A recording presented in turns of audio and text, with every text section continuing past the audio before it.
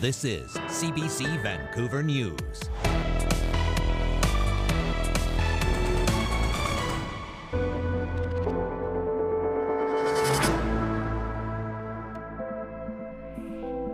Well, hi there. Good afternoon. I'm Mike Killeen in the CBC Vancouver newsroom, and thanks for joining us again online this afternoon. Once again today, a doctor and infectious disease expert is going to be here shortly to answer your COVID-19 questions. You can send those to us right now if you want. But first, let's get you up to date on what's happening. The provincial health officer, Bonnie Henry, announcing 77 new cases of COVID-19 in our province today. That brings the BC total to 348. Also sweeping new policies across the province with the closure of dine-in services in all restaurants and in Vancouver, even playgrounds. Also, Canada and the U.S. are just a few hours away from closing the border to non-essential travelers. That'll begin at midnight Eastern time. We're trying to clarify if that means that it'll be 9 o'clock Pacific time. We'll have that answer for you very shortly. And we know that you have a lot of questions about the outbreak. So as we've been doing for the past few days, we once again have a doctor on standby with some answers. He's a local physician and an infectious disease specialist, Dr. Srinivas Murthy. He'll be joining us in 7 or 8 minutes, in and around there. So be sure to call the number on your screen or send your questions in via email. Of course, if you're watching us on one of our many live streams, you can also post your questions, as you know, in the comments section. So feel free to fire away. All right, as mentioned, BC is ordering all restaurants to move to takeout or delivery only. The move comes as the province announces almost 80 new cases of COVID-19, 77 to be exact. Dan Burrett joining us now live with more on the numbers. We were all watching the daily news conference. Yes, absolutely. Henry and Adrian Dixie, and also the public appeals the government is making to people. When we've heard some of the strongest appeals we've had in the past number of days, Mike. As we heard, 77 new cases across BC, 348 in total. It's a very large increase. 200, going to break it down for you now. 200 are in the Vancouver Coastal Health region, 95 are in Fraser Health, 30 are on the island in Island Health, 19 are in Interior Health, and 4 are in Northern Health. A new healthcare worker linked to the Dufferin Care Centre in Coquitlam, it's a long-term facility, has been diagnosed, and that is being treated as an outbreak at that facility. So it's one of several now in BC. Of those affected in BC, of those infected, I should say, 10 people are in intensive care and hospital, and 6 people have fully recovered. So that is a little bit of good news. Today, as Mike mentioned, a sweeping new provincial order. Dr. Bonnie Henry is banning all restaurants from any dine-in services. You cannot go in, sit down, and be served. Every eatery must move to takeout only. Vancouver announced this earlier, and now it's across BC. Officials have said they were disappointed to hear of people still gathering in restaurants and eateries and on patios, and Vancouver City Hall says it will crack down on this if need be. Not exactly clear what they will do, but there's that, well, really promise. The big push from Dr. Henry today and the health minister is about protecting healthcare workers, the people on the front lines of this pandemic who are fighting to keep those sick and vulnerable safe and stable. She stresses they do have enough gloves and masks for those workers. We do have the supplies that we need right now, and we are committed to doing everything that we can to make sure that we continue to have what we need to best protect everybody in our healthcare system right now. And that's my personal commitment as well. Well, needless to say, there have been a lot of developments, not just today, but throughout the past week. Major announcements, all in the effort to try to stop the spread of COVID-19. Take us back, if you will, Dan, to the beginning of the week when things really started to change. Well, and this is going to be a good wrap-up for everybody. It is amazing what has happened just this past week, just in BC. On Monday, our province banned gatherings of more than 50 people and stressed that social distancing, keeping away at least 6 feet from everybody. On Tuesday, BC declared a public health emergency after a surge in new COVID-19 cases. The government suspended all elementary and secondary schools, K-12. Then Dr. Henry ordered all bars and nightclubs to shut down that same day. On Wednesday, the government declared a provincial state of emergency, giving it sweeping powers. And the federal government announced the U.S.-Canada border would close to non-essential travel at midnight tonight. Ottawa also announced that $82 billion economic aid package. On Thursday, just yesterday, the Supreme Court of BC announced it is suspending its regular operations. And today, as you heard, BC has ordered all restaurants to go to takeout only, no more dine-in service. Health Minister Adrian Dix again today stressed that everyone must do what they can to contain this virus. 100%, it's not optional. He says our healthcare workers are counting on you. We need to give them the flattened curve they need to provide the continued service and the continued care that will help everyone in the province. We are enormously grateful for all your efforts. We're making headway together against this threat, but we're far from prevailing. Everybody knows that. But we also know, Dr. Henry has said it, that you're performing miracles every day. Dr. Henry and Adrian Dix will be doing another update tomorrow at noon, and CBC News will have that all covered for you on all our platforms, and we are expecting more details on provincial aid next week. We know there have been tons of concerns, Mike, from parents who are wondering about daycare services, all sorts of other things. So we're waiting to find out what's going to happen on that front. And Bonnie Henry has really emerged as sort of the voice of calm in this as we go through this pandemic. But and as you say, she'll have more tomorrow, along with the health minister. Now, we've encouraged people to fire off questions, not just to the doctor, who's going to be with us in a couple of seconds. We've also been taking calls and emails and hundreds of them, and emails and calls, and we do appreciate them. Some of the common questions that we've been asking, but we're going to highlight two that we did get an answer from today from Dr. Bonnie Henry. Michael is wondering, what about the city doing an eviction ban? We know we've been talking about this, hearing concerns from renters who are scared that essentially under the guise of COVID-19 and other factors that they want, that a landlord may ask people to get out. And Adrian Dix did respond today, and he said essentially, in principle, there should not be evictions because of COVID-19. This right now, there's no blanket ban on this except for in cases of BC housing. That's what we heard from the province, affordable housing issues, Mike. But in terms of private residents, we don't know. We've also heard a lot, though, from landlords, some of whom have told us they're actually going to be dropping the rent on some of their suites in order to help those who may be at home because they don't have a job, they've lost their income, they're applying for employment assistance. So if your renters don't have money, what do the landlords and homeowners do? We've also heard from landlords who have been very concerned, homeowners who've said, if I have a tenant in the basement, what happens to them if I don't get the rent and I still have to pay my property taxes? Something to note for you, though, Vancouver announced today, City of Vancouver, said that it is going to defer property taxes until September 1st. So that is a bit of good news from people there. We did get another question. Brooklyn wants to know, what is the direction for social distancing for families with kids? It is nearly impossible to play outside without other children around. Is there a specific direction? We know that we've heard, I guess, some conflicting messages about this, or maybe not making it as clear as we could and what we're hearing from authorities. We've heard in the past few days from Dr. Bonnie Henry that she wants you to get outside, but you have to do it in small groups. Don't go out in large groups. Stick to your family, as few people as possible. So the answer is essentially yes. Dr. Henry says you can go out with family in small groups, but do not go on playgrounds or jungle gyms with other kids. That's going to be tough, and particularly in Vancouver now, since they've closed all of the playgrounds, 166 of them across the province, or pardon me, across the city. And other cities have done that. City of Port Coquitlam did it yesterday. So again, if you're going to go out, get into the fresh air, stay at least 6 feet away from people that are not in your immediate group, and keep your immediate group small. If it's a parent and a couple of kids, that's fine. But your kids, and as difficult as this is, especially for younger children, you can't go play with the other kids right now. A tough lesson for them and for parents having to explain this. We do not envy them at all. So those are just some of the questions we received. Right. And I suspect that, like Vancouver and Port Coquitlam, other municipalities will also be shutting down their local playgrounds, perhaps as quickly as this evening or over the weekend. Absolutely. We'll have to watch for that. All right.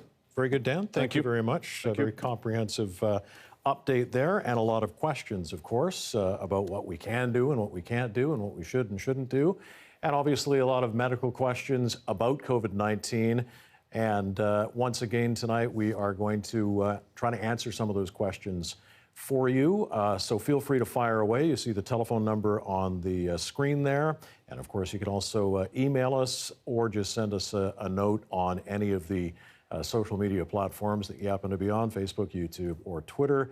We will try to answer as many as we can. We've got a bit of time, probably 10, 12 minutes or so, and we're really glad that Dr. Srinivas Murthy, an infectious disease specialist and a doctor at BC's Children's Hospital, is able to join us again, a very familiar face now to our viewers here in British Columbia. And Dr. Murthy, we appreciate you joining us once again tonight.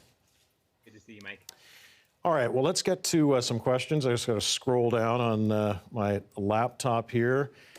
Catherine is asking or saying, I'm hearing that only certain people are getting tested. The rest are being told to go home and self-isolate. Is that true? And if so, how are you getting the true numbers of how many people actually have it? Yeah, and that's an important question. And she's right that a lot of people are not being tested right now. And that's partially to contain the number of tests that are being performed. Swabs and testing capacity will be limited at some point. And so if you're a healthcare worker or if you have special health risks, then you'll definitely get tested. If you have very severe disease, you will get tested. If you do not have any of those things, then the recommendation is that you stay at home and rest up and wait until you're better. Okay, and you've obviously been following the new measures that have come in place today with respect to restaurants and what have you. Here's a question from Asim and many others, in fact, wanting to know, can a complete shutdown, like we've seen pretty much in California and in New York State, a complete shutdown help reduce spread and ultimately deaths? So that's the hypothesis that New York and California are working with. And the answer could be possibly yes. I think it's a phased approach that we're taking here in British Columbia, but one thing at a time. As Dan was mentioning earlier this week, things have slowly progressed in terms of the amount of social distancing that's required. And the next step would be a complete shutdown or a lockdown, so to speak. We're not there yet, but it's something that can be considered. All right, Beth is asking if a coworker has been told to isolate because of symptoms but is not offered testing, what does that mean for the rest of the staff? Why wouldn't they test?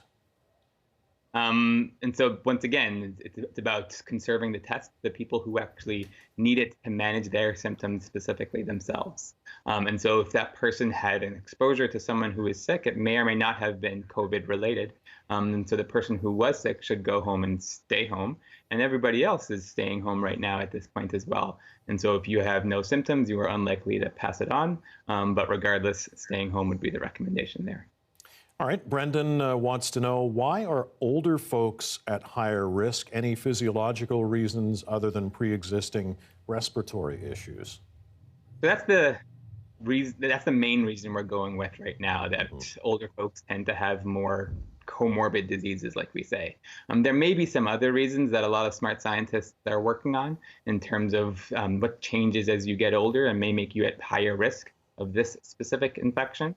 Because this is different than, say, influenza, where you see small children and the elderly be at high risk. And so we're learning a lot about this disease, and hopefully we'll get some answers from a biology perspective on that exact question soon. All right, Jessica has this question for us. Any more research on what the virus does to women who are pregnant and for unborn babies? Yeah, it's a great question. And so most of the studies that have come out about pregnancy and COVID infection have shown that pregnant people do not seem to have a worsened disease compared to non-pregnant women of the same age, which is reassuring. It also shows that the fetus inside the pregnant woman does not seem to get the infection from the mother. It doesn't mean that after the baby is born, the baby can't acquire the infection from its mother. But during pregnancy, the baby seems to be protected. All right, Penny is asking, why are we telling people to isolate at home when China experienced that most transmission happens within the family? Shouldn't we be taking people out of their homes, perhaps to a dedicated medical facility? Clearly, there's not really space for that in Canada and our health system. I think if you had symptoms and you were isolated completely from your family for the duration of your symptoms, that could be a possibility. We don't have the capacities to manage every single person with a cough and cold in an isolation facility for 2 weeks. All right, this is the first full day of spring, and Stephanie is wondering, this is appropriate for allergy sufferers, do Reactin pills or other antihistamines enhance the COVID symptoms? It shouldn't. If you have allergies and you take Reactin usually, and Reactin helps, continue to do that. If you have COVID, Reactin would not have or should not have any significant effect on the symptoms. All right, Mary Jo asking, how long are you contagious for? When can you be in contact with people once again? That's the million-dollar question. Right. How long you're contagious for? We think about 2 weeks after symptoms sort of start to resolve or start to get better, so to speak. We don't know an exact timeline there, and the public health recommendations will change fairly regularly on that. Okay, this next question from a caller on the phone. I've heard that drinking a lot of water helps prevent COVID-19. Is that true? It's not true, but drinking water is good for you in general, and it helps you sort of recover from symptoms of COVID-19, which can often involve being tired and dehydrated as well. And so drinking water is good for you regardless, and especially if you have a cough and a cold type symptoms. Okay, here's a question from me, and it kind of relates to what we've seen developing today with respect to restaurants. They're going to only take out or delivery methods. So how do we know, how can we be sure that the food that's either being delivered to us or that we're taking out is safe? Yeah, it's a good question once again. And so I think it behooves all of us, both employers, employees, and people who live in the community to, if you are sick, you do not go to work, and you have the ability to stay home from work if that's the case. And so if you're sick, you shouldn't be working at a delivery place or at a kitchen where you're cooking food. And if we all have that trust in each other, then we should be able to get over it and be able to tolerate takeout food from restaurants. Okay, here's a question sent to us via Twitter. When pre-existing conditions are stated as a risk factor, does it mean untreated conditions or both treated and untreated? For example, is high blood pressure that is controlled with meds a risk factor? So high blood pressure in and of itself doesn't seem to be a major risk factor. If there's cardiac or heart disease attached to that blood pressure, it seems to be a bigger risk factor for a worse outcome. And so I wouldn't say treated versus untreated is a risk factor. It's the severity of the disease and how much it impacts your quality of life in general. Okay, here's a question from William, emailed to us for those who have recently returned from travel in the United States who should now self-isolate. Is it ever acceptable to leave your home for fresh air, to go on a walk or run if you can safely social distance from any other people? That's for those folks that have recently come back from the U.S. So the self-isolation, getting out and getting into, say, your backyard or your balcony if you have one, or just getting some fresh air is definitely recommended. I think we all need a bit of fresh air every now and then. As long as we can make sure that we're not directly next to other people, it still is a good idea. Okay, a couple of final quick questions for you. Status of a possible vaccine? Long way away. I'd say another year or so. First phase 1 trials, first dose was given to someone just earlier this week. But it takes a while for that to get all the way to a safe, effective vaccine. Okay, and finally, Carrie is wondering, in the absence of a vaccine, of course, what's the latest estimate on when this all might be over, if in fact there is one? There is none right now. I think we're still waiting and watching and seeing how this progresses. Right now, we're on the upward slope, and so talking about the downward slope is not something we can do just yet. Dr. Murthy, we always appreciate your time. Thanks for being with us this afternoon. Have a great weekend. Take care. Stay safe. Okay, Dr. Srinivas Murthy, infectious disease specialist and a doctor at BC's Children's Hospital.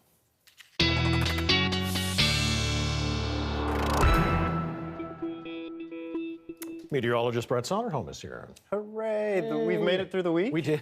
Yes. I feel like this is one of those times like we've barely made it through, but we have. It's been a trying time for all of us, but it has been a dry one. And this is the first full day of spring. First full day of spring, and I think it definitely is feeling pretty spring-like out there. And in terms of questions today that maybe might be on people's minds, just kind of wondering, how long is this dry trend that we're in really continuing? And is there any rain in sight? Because I was doing the math and I was calculating it. to date at YVR, we've only received about 22 millimeters of rain. And that's not a lot when you think that on average here in March, being particularly still kind of a wintry to spring transition, we should normally have about 111 millimeters. So we're actually far off the norm, and we don't have that much in the forecast. So now it's kind of like changing complete gears from being like, hey, it's been all nice and dry and sunny, to now, oh, we should probably be getting a little bit of that rain sometime soon. And it is looking like in the near future that will be the case. So I want to show you, though, first of all, what the weekend is going to be playing out as, because a lot of people definitely wondering that. For tonight, yeah, our clear conditions are still going to be continuing. Looking at overall lows going down to about 2 degrees or so. Saturday, yet another repeat of essentially what we've been seeing this week. 13 degrees is going to be our forecast high. That's going to be at YVR. So if you are a little bit farther inland, say you're somewhere like Pitt Meadows, it's quite likely you're going to be getting closer to 15. And then if you go into the Fraser Valley, that could even exceed 15 degrees. Then come Sunday, you're going to see that change there. We're looking at temperatures a little bit cooler and definitely a little bit cloudier. And it's going to be essentially on Sunday overnight into Monday, when once again we get back into our showers. And if you're going anywhere this weekend, if you want to get out, if you can, that is, I don't even know if you really should be doing that right now, but temperatures, if you have family in these places, still feeling very spring-like for Saturday and for Sunday. Now, one of the questions that I did get actually from a few people today earlier on was the fact that if you're looking in downtown Vancouver today or in the metro region, you might have noticed it looked a little bit hazy.